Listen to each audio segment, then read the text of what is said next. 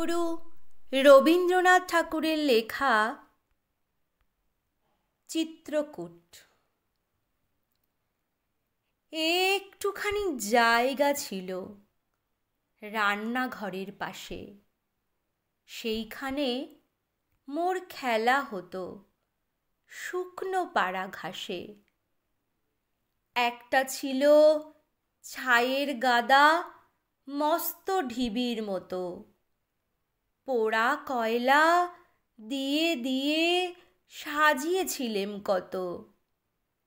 কেউ জানে না সেইটে আমার পাহাড় মিছিমিছি। তারই তলায় পুঁতেছিলেম একটি তেঁতুল বিচি।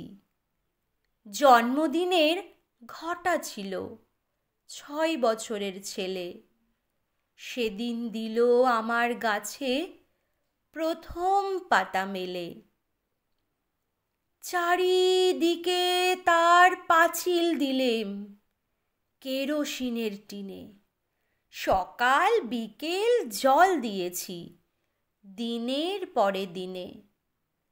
জলখাবারের অংশ আমার এনে দিতেম তাকে, কিন্তু তাহার অনেকখানি লুকিয়ে খেত কাকে।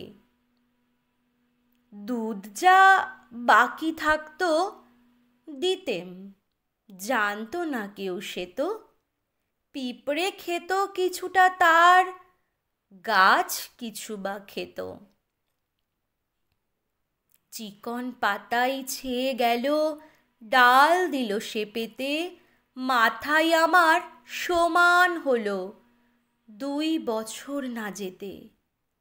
একটি মাত্র গাছ সে আমার, এইটুকুই সেই কোণ। চিত্রকূটের পাহাড় তলায় সেই হলো মোর বোন। কেউ জানে না সেথায় থাকেন অষ্টাবক্র মুনি। মাটির পরে দাড়ি গড়ায়, কথা কনো না উনি।